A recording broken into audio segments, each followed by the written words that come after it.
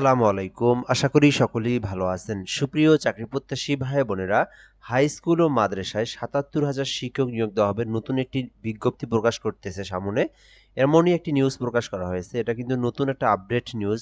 তো আমি আপনাদেরকে আজকের ভিডিওর মাধ্যমে এটা সম্পর্কে বিস্তারিত জানাবো। এখানে কি বলা হয়েছে, কবে নিয়োগ দেওয়া হবে এবং কোন কোন সেক্টরে নিয়োগ দেওয়া হবে এবং নিয়োগ প্রক্রিয়াটা সম্পর্কে এখানে বিস্তারিত রয়েছে। সম্পূর্ণ ভিডিওটা দেখবেন, তাহলে আপনারা বুঝতে পারবেন। এখানে বলা হয়েছে হাই স্কুল ও মাদ্রাসায় ৭৭,০০০, অর্থাৎ হাই স্কুল যেটা আপনার বুঝতে পারতেছেন ষষ্ঠ থেকে ক্লাস 10 পর্যন্ত।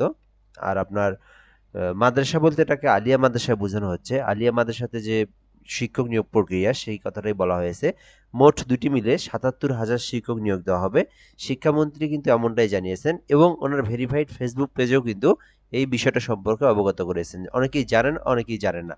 এটা সম্পর্কে বিস্তারিত জানাবো, অবশ্যই সম্পূর্ণ ভিডিওটা দেখবেন। আপনাদেরকে আরেকটা বিষয় জানিয়ে রাখি, বাংলাদেশের সকল নিয়োগ সার্কুলারগুলো সম্পর্কে আমরা ইউটিউবে কিন্তু আপলোড জানিয়ে দেই। এখানে সকল নিয়োগ সার্কুলারগুলো পেয়ে যাবেন। এর জন্য অবশ্যই আপনারা আমাদের সঙ্গে সাবস্ক্রাইব করে রাখবেন। এমআর রায়হান হাসান আমাদের ইউটিউব চ্যানেলের নাম, আর ফেসবুক পেজের নাম জব প্লাস বিডি। অবশ্যই আমাদের ফেসবুক এবং ইউটিউবের সঙ্গে যুক্ত থাকবেন, তাহলে সকল নিয়োগ সার্কুলারগুলো সবার আগে জেনে নিতে পারবেন।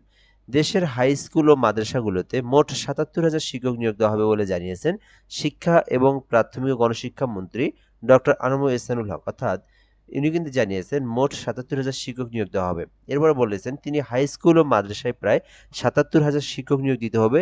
সেটা দেওয়ার আগে যাদের বিভিন্ন দূর দূরান্তে পোস্টিং রয়েছে তাদের ট্রান্সফারের ব্যবস্থা করে এসেছি। আজকালের মধ্যে সেটা শুরু করতে যাচ্ছি। ট্রান্সফারের বিষয়ের পর আমরা নিউ রিক্রুটমেন্ট দিতে যাচ্ছি। অর্থাৎ এই যে নিয়োগ প্রক্রিয়াটা, যদি আপনি বলেন যে কবে এই প্রক্রিয়াটা শুরু হবে বা কবে নিয়োগ সার্কুলারটা দিবে, এটার উত্তর কিন্তু এখানে আপনি পেয়ে যাবেন। অর্থাৎ বাংলাদেশের এর আগের যে নিয়োগটা, বাংলাদেশের বিভিন্ন শিক্ষা প্রতিষ্ঠানে যার এলাকায় যে শিক্ষক যে যার এলাকায় যে শিক্ষক সে এলাকা থেকে অনেক দূরে যারা, তারা কিন্তু নিজের জেলায় আসার জন্য অনেকদিন থেকে চেষ্টা করতেছেন, বাট পারতেছে না। কিন্তু এটা কিন্তু অনেকদিন থেকে এই সমস্যাটা কিন্তু হয়েছে। এছাড়াও এর আগের যে নিয়োগ সার্কুলারটা আপনারা জানেন, আপনার ১৮তম নিবন্ধনে যারা উত্তীর্ণ হয়েছিলেন তাদেরও কিন্তু আপনার অনেক দূরে দূরে পোস্টিং দিয়েছে। এই সমস্যাটা সমাধান করার জন্যই কিন্তু আপনার এইবার সার্কুলার শুরু করার আগেই, মানে সার্কুলার প্রকাশ করার আগেই কিন্তু তারা বলে দিয়েছে নিজ নিজ এলাকাতেই যে প্রতিষ্ঠানগুলো রয়েছে সেই প্রতিষ্ঠানগুলোতে তাদের যার যে শিক্ষকের যে এলাকায় বাড়ি সেই শিক্ষা কেন্দ্রের আশেপাশে যেন সেই বাড়ির আশেপাশে যে শিক্ষা কেন্দ্রগুলোতে যেন তারা পোস্টিং পায়, এমনটাই সমাধান করবে। ঠিক আছে? এই সমস্যাটা সমাধান হওয়ার পর তারপরে সার্কুলার দিবে। এইটা হতে প্রায় আরও কিন্তু প্রায় ১৫ থেকে ২০ দিন বা ১ মাসও সময় লাগতে পারে। ঠিক আছে? তো এরপরে কিন্তু আপনারা নিয়োগ সার্কুলারটা পাবেন। এরপরে বলা হয়েছে সোমবার ১৭ আগস্ট ঢাকায় একটি অনুষ্ঠান শেষে সাংবাদিকের সঙ্গে এসব কথা বলেন তিনি।